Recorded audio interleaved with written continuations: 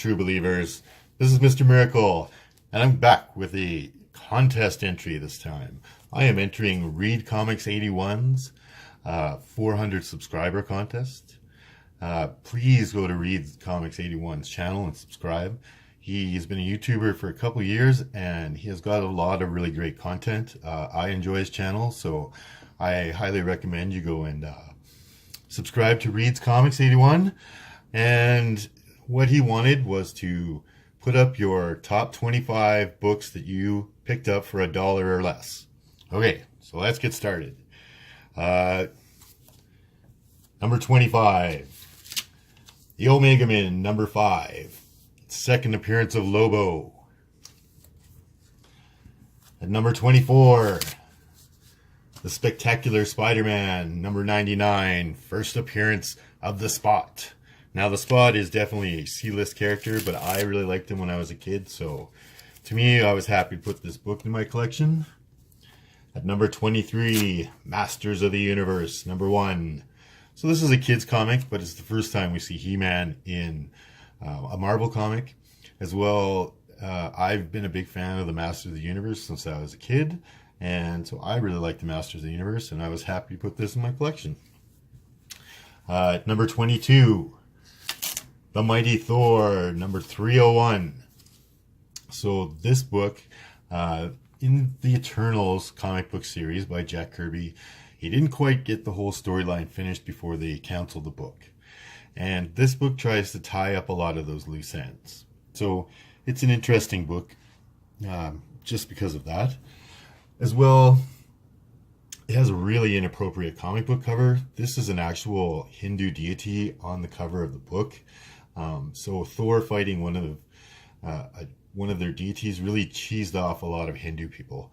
And you can imagine, rightly so, you can imagine if this book was Thor fighting Jesus like this, what people would say. So very inappropriate comic cover as well.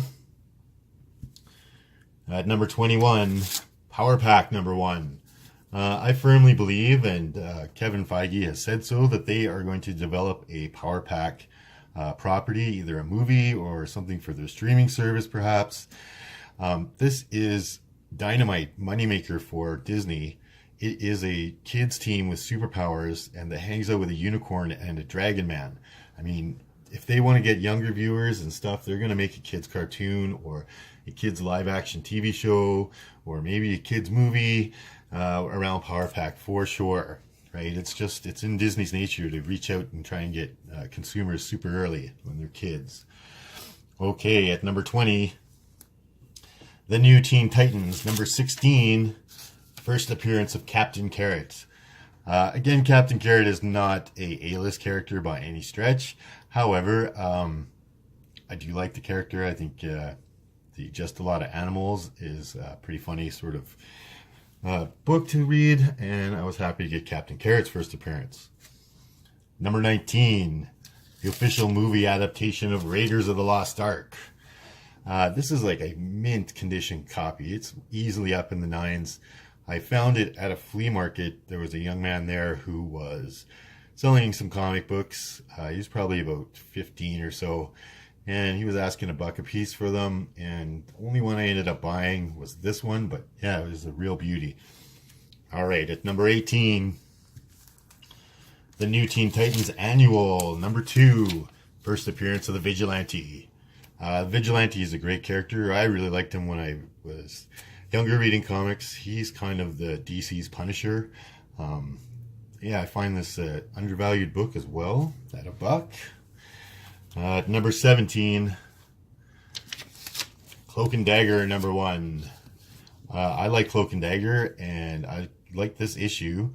And yeah, you can find this all over the place. It's easy to find for $1. But I liked having it in my collection, so I put it into my top videos here. At number 16, The Amazing Spider-Man King Size Annual number 16. First appearance of Captain Marvel. One of the Captain Marvels. Oh geez, I can't remember her first name now. Oops, sorry guys. But this Captain Marvel, she can transform herself into any form of energy she wants. So technically she's the fastest superhero in the Marvel Universe-ish, without teleporting or anything like that, because she can change into light and travel at the speed of light. Anyway, at number 15, Star Slayer, number 2, the first full appearance of the Rocketeer. So Disney is rebooting the Rocketeer. Finding this book for $1 at a flea market was a nice find. It has a preview in the back that has the Rocketeer in it. Not a lot of people know this comic, but definitely undervalued, especially if Disney's going to redevelop that property. Everybody can kind of remember the late 80s movie of the Rocketeer. It wasn't too bad. Anyway, at number 14, I've got the Uncanny X-Men number 158, the first appearance of Rogue in the X-Men. She doesn't join the team in this one, but this is the first time that we see Rogue in an X-Men comic, as well as it's her second appearance. At number 13, I've got the Spectacular Spider-Man number 9, first appearance of White Tiger. So White Tiger, he's a Puerto Rican guy, but he's like kung fu, fighter kind of guy, and he hangs out with Shang-Chi a lot, and Masters of Kung Fu he's in a lot, quite a bit. So if they're going to do a Masters of Kung Fu property, I would bet that White Tiger is going to be in it, especially with them wanting to put more diversity into characters. Having a Puerto Rican superhero in there who's like White Tiger really kicks ass too. I think that's a good thing for Marvel to do if they were to develop a Master of Kung Fu property, we would see White Tiger. All right, so that's just over half. Whew. Okay, at number 12, I got this one shot, the Uncanny X-Men and the New Teen Titans. So this is a fun book, and I remember buying this when I was a kid, and I really liked it because I like both the Teen Titans and the X-Men a lot. And this cover is fantastic. It's got the Dark Phoenix there, but it's a wraparound cover, so it's one continuous poster. And then we got Darkseid on the back. So definitely a great find for $1. At number 11, Micronauts, number 8, the first appearance of Captain Universe. It's happy to find this for $1. It's gaining value quite a bit. Captain Universe is definitely a B character, but it's a lot of fun. So I was happy to find that for $1. Number 10, Doorway to Nightmare, number 1, first appearance of Madame Xandu. So Madame Xandu is cast into a DC property for their Swamp Thing property on their streaming service. So this book is seeing quite a bit more of a jump in value, and I was happy to get that for $1.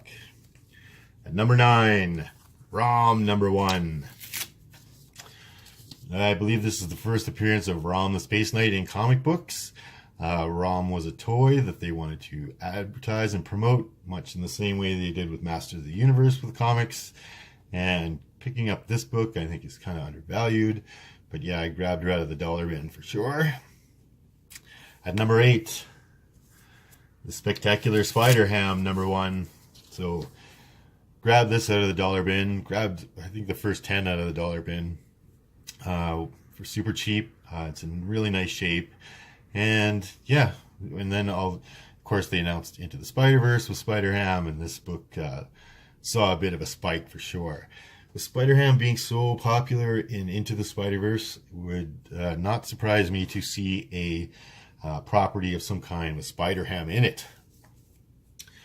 At number 7, G.I. Joe number 26, the secret origin of Snake Eyes and Storm Shadow. Right, so it's got the whole Ashirikage clan, how he became Storm Shadow, how he became ninja, how Snake Eyes knows him, and how Snake Eyes became a ninja. They have announced another G.I. Joe. They're going to go for it again for G.I. Joe, except this time they're going to limit it down, and it's going to be a Snake Eyes / Storm Shadow movie that they're going to do. So this is their origin story. This one is a third print. I do have a first print, but I paid more than $1 for the first print. So, but I paid $1 for this one in the third print. So let's move on. At number 6, Dazzler #1. So Dazzler is definitely a undervalued comic book. I quite like the Dazzler. She's actually a lot tougher than they let her on. And there's an issue where she just about fights the Juggernaut to a standstill. There's also some stuff, what if Dazzler had become a Herald of Galactus and whatnot. But yeah, finding this book for $1, and this is super undervalued for sure. At number 5, X-Force #2, second appearance of Deadpool. Found this a long time ago. This was relegated to the dollar bins for a long time. Yeah, so it was, I just happened to pick it up. I got X-Force first 10 X-Force books just cuz. And yeah, so paid $1 for that one. That's great. So these last 4 books definitely were some really good finds for the dollar bins. And at number 4, Godzilla, King of the Monsters #1. So this book's a pretty significant jump since the Godzilla movie, and especially since they announced the Godzilla King of the Monsters movie. But I remember buying this for $1, and you could find this all day for $1. No problem. All right, at number 3, Spider-Man #1. Oh, I just heard all the groans from everybody out there. Big deal, right? Wrong.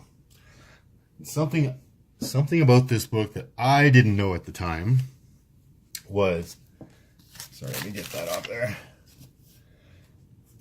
That is Todd McFarlane's signature. That's right, that is Todd McFarlane's signature right there. And if you look on the back of this book, and I'll bring it up close so you can see this. That red, come on camera, focus on it. Anyways, that little red stamp, it says Spiderweb stamp. And what that means is that Todd McFarlane owned a comic book shop when this book was being released, and he decided to sit down and sign a bunch, put that red stamp on the back of it, and sell them out of his comic shop, right?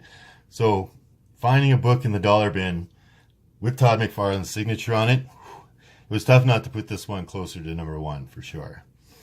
All right, at number 2, I've got Marvel Tales #1, the first appearance of Spider-Ham. It's also the first appearance of Hulk Bunny, Captain America, the Goose Rider, Aunt May Porker. Everybody thinks that Peter Porker is a pig. Peter Porker is not a pig. Peter Porker is a spider who was bitten by a radioactive pig and suddenly given the limitations of a pig. Okay, so he's transformed into a pig, but honestly he started out as a spider, which you'll see in his origin story, which is in this book, which is kind of funny. Okay, and at #1, probably the best dollar bin find I have, #1, dun dun dun dun, Shazam #1, the first appearance of Captain Marvel since the Golden Age. This book has seen a big jump in price since the announcement of the movie. Superman is not in this book. I don't know why they put him on the cover, probably just to entice more people to buy it. But I paid $1 for this. I think I probably paid less than $1 for this way before the movie was ever announced. I've had this in my collection for years. And yeah, it's really seen a big, significant spike. Same with this book. This book, Spectacular Spider-Ham, has seen a huge spike since the movie. And getting a book with Todd McFarlane's signature on it, you know, those are some pretty top $3 finds for sure. All right, so that's my top 25. Like I said, please go and subscribe to Reedcomics81's channel. You'll be happy that you did. I like his channel quite a bit. Thanks, Reed, for putting on this contest. And that's my entry. So this is Mr. Miracle. and I'll see you next time.